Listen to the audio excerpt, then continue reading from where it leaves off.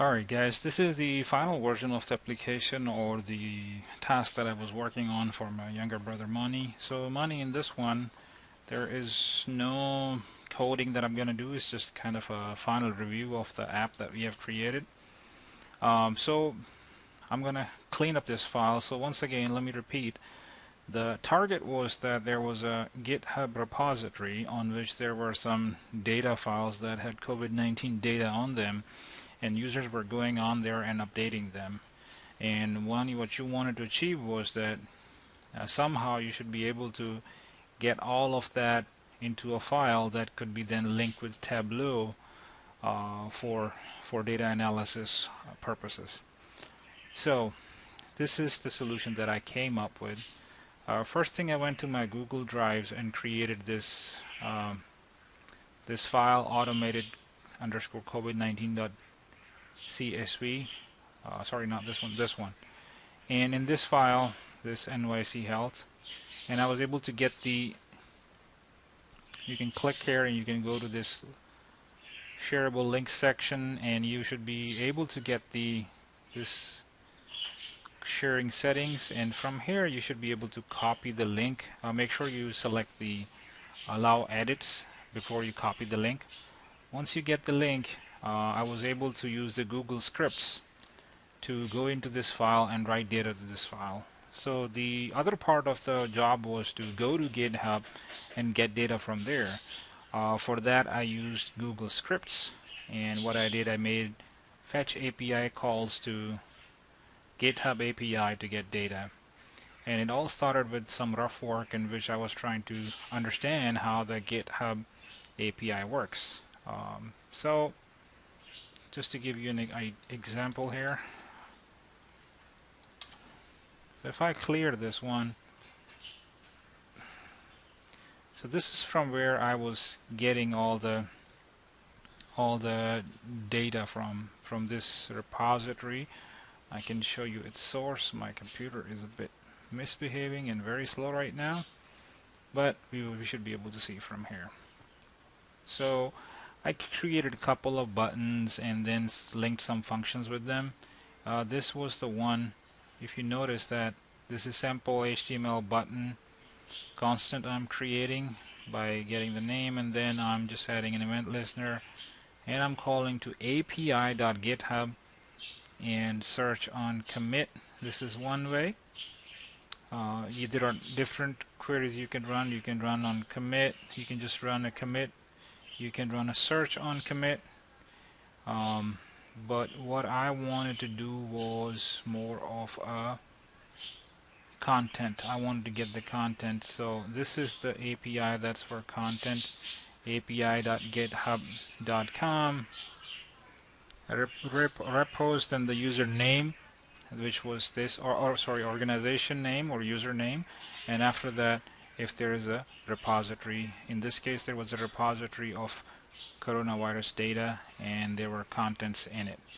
So when I click on that, this is the results that I was getting back from it, and you would notice that these are all the file names that are available. So if I go to that GitHub's URL on which I'm getting this information from, so if I just Control A, Control C, and put that in my browser here, and remove the API with GitHub, try to see if I get to the same one. So it's going to show me the repository of this New York NYC Health Clinic.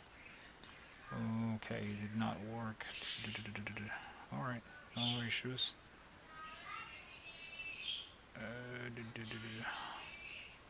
I closed it, but it's, yeah, you get the idea. Let me show you guys. You won't understand. So like when you go to, I missed the link. Wow, my computer is misbehaving. Oh my god.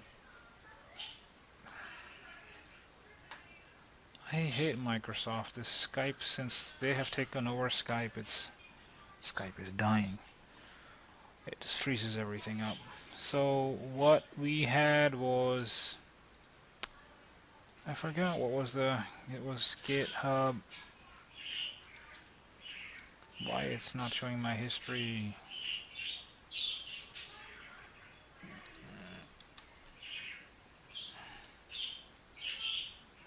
Yeah, I think that was.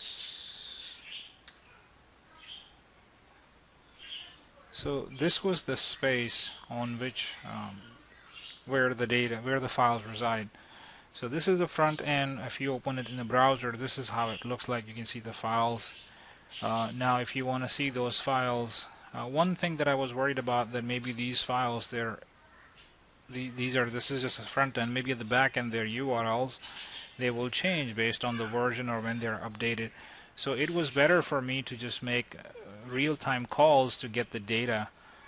So this is where my script came in. So the finished product is that I can, if I remove everything from here, let's see. Okay, come on. Wow, it's so slow. Sorry, guys. I'm gonna delete everything from this sheet. I'm gonna delete everything from this sheet as well. And I'm gonna delete everything from this sheet. And let's do one more thing. Let's even delete this sheet, right? Okay. Alright, so I deleted the sheet as well. Now, if I go back to my script, so we only have 2 sheets here now. So I go back to my script, and I'm going to walk you through the script, and then we will look at the results that it's going to create. So it's Google Scripts, in which you can create a script and you can set up a trigger with this. So in this case, my brother was going to set up a trigger for some time at which he wants this script to run. So what this script does is simple JavaScript. That's the good thing about Google that I like very much about this one, because I'm from the time when the VBA was very popular, and those who knew VBA were considered as Excel guru. And honestly, it was terrible, VBA. I hated it. I hated it. Absolutely hated it. So this one is all in JavaScript. So it's pretty easy. It's something that you use on web all the time, so it's not like Microsoft that you have to learn something new. This is something existing that you know, you just have to use it here. And a few things that work slightly different, but overall it's the same concept. So what I did, first of all, I defined the Google Sheet URL. URL of the shareable URL of my sheet that on which we want to write the data, right? Then I said, okay, I want the repo URL, GitHub repo URL. This is from where we can, well, I'm not using it, but I'm using this one, GitHub repo content URL, from where you will see all the files that the one that I showed you a moment ago, this one. So it will show you only this. Let me show you how the repo URL looks like when you open it through. So here I have so yeah, I clicked it and you were able to see all these files. It's showing like that. So these are the files which I want to, I have to manually type these files that I want to capture the data from. And I left their file URL empty because file URL is, if I can show you, file URLs will be, if I expand this file, this content, well, it's this one. Okay, it's the URL, the blob file. You see this ID here? I had suspicion that maybe it changes every time there's a new version of the file. So that's why I want to come here and pick the file URL from here and then load that file, so that I always get the recent file, and if for some reason the name changes, I am still able to fetch the recent name. So I left the file URL empty. So the whole logic is this, that first of all I will go to this content URI. I will go one by one to look for these files, and I'll find their recent URL and put that in this array. Once I have the file and then their URLs in this array, I will make another call to API and to their URL from where I can download the file. Basically, I'm going to read the file in a CSV format, then I will go through the content one by one and write it on my spreadsheet. So in the main function, what happens is I just log it. Just once you run it, you can see the log here, and log shows you the. So what I did, for debugging, I just like start application. And let me walk you through. Start application, ready the destination spreadsheet. So this is the function that makes sure that it looks at the destination spreadsheet to see if it exists and everything is good on it. For example, all the sheets that are required there, do they exist or not? If they exist, content is cleared, like remove the old content because I'm going to dump in fresh content here. And if the sheet doesn't exist, it creates it again. It creates that sheet. So let's have a look at it. Ready the destination spreadsheet. So let's go down into the ready destination spreadsheet. And what this function does is, first I log just to tell myself that I'm in this function now. Destination Google Sheets. Okay, this is the app that you need to use to open a spreadsheet in Google script. So spreadsheet app dot open by URL, and here I put the Google Sheet URL that I copied on top. Remember that shareable link to that file. And then for counter equals to 0, counter is equal. This is the files array that I had. So I had 3 in it. So I'm saying so it will run 3 times, right? And counter plus plus. So there will be a loop one by one for each file. It's gonna go in and it's gonna check that, okay, sheet name should be like file name, right? That's how I want to name it. And it's gonna go and check in the Google spreadsheet that if there is a sheet by the name of this file, if it's not there, this means it doesn't exist. So why don't you go ahead and create a sheet by this name? Alright, then it goes, okay, if the sheet does not exist, then create the sheet. That's what it's doing. And if it already exists, what I want you to do is get that sheet. Once you get this sheet, you'll use its object to clear. So it's cleared now. So that thing is done. If the sheet is not there, it's going to create it. If it's already there, it's just going to clear the data out of it. It comes back, and the next function that I have here is get blob URLs from API. And here I put the content URL. So what I'm doing is here I'm getting the recent URLs. Remember what I just mentioned, that I want to get the recent URL in case they got changed or something. So this is going to go to the content URL, and let's have a look at this. Alright, it's going to go to the content URL. I passed in here. It's going to make a call to it. And whenever you're making a call to GitHub API, always remember, this is important. You need to include this in the header of your call, this variable. Otherwise it will not work, because it's in the preview mode for testing. So it makes so I get the result back, and I go through the result one by one. That's what's happening here. All the results that are returned, I go through them one by one. Then I run a loop that, okay, check each of my file name. Is that entry related to my file? If it's related to one of my files, then I want to get their URL. So this is their git URL. That's what I get from there. Let me show you. Git URL. So basically I am getting this thing, git URL. Alright, so I am getting git URL, and then I'm storing that git URL in the file URL, which is this one, file URL for my file. And that's pretty much what I'm doing. I'm going through all the contents and seeing if it's related to one of my files, then store it against my file. That's it. It comes back here. Now this is there, and file URLs are also populated, right? So I know my Excel sheet now has worksheets, sheets created in it by these names, and I also have their URLs. So now it's time to I'll run a loop again for the number of files I have, go through them one by one. First thing I want you to do is get CSV data, and I pass in the URL of the file. So it loops through one by one, goes in there, gets the file URL, and gets the CSV data. Let's have a look at that function. It's pretty simple.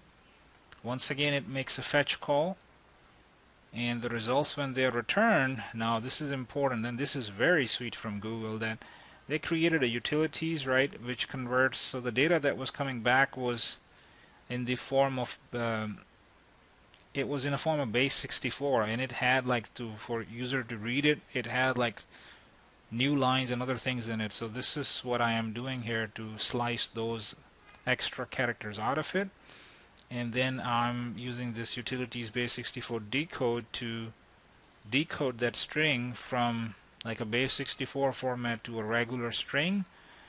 And then I am creating a blob, because this is what when you create when you want to read the data, you need to have a blob, and plus I wanted to create a CSV file as well. For that it's important as well. So that's what I'm doing here. And then once it's converted to blob, once this code once this code is decoded, I'm just returning it as a CSV data. So when it returns nicely in the form of a CSV data. That's what I'm returning here. I'll post these. If I don't know how I can post these where I can, but you can pause the video, and it's not that long code, so I would appreciate it.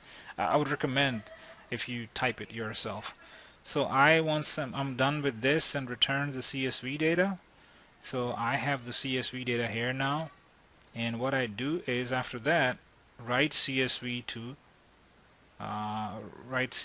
the sheet, right? So I give it the file name, which is for example, if it's the first loop is for this file, okay, and I have your CSV data. Why don't you go and write in the Excel sheet? So it goes in the Excel sheet. I open the sheet again, and this time I get the sheet I open the spreadsheet and go inside a sheet. I fetch it by its name, and then I first of all count the number of rows that are in the CSV data. That's how you count it. And then if the rows are more than 0, which means it has data in it, then I create a row index, one loop for a row. So it's basically the way tables work is if you're looping through them, first you have to loop through rows. So you go through one row. This is your first row. So for example, you're going to go through one cell at a time. This is columns. Then you go to the next row. Then you go to the next row. So this first loop is to go through the rows. Then I have another loop, the second loop. This is for the columns, like go through the cells one by one. So what I'm doing here, I'm creating an array value of new arrays in which I'm going to store the basically I'm going to push this cell values one by one. So the end result will be something like an array, right? The value 1, value 2, something like that, because that's what Google Spreadsheet append row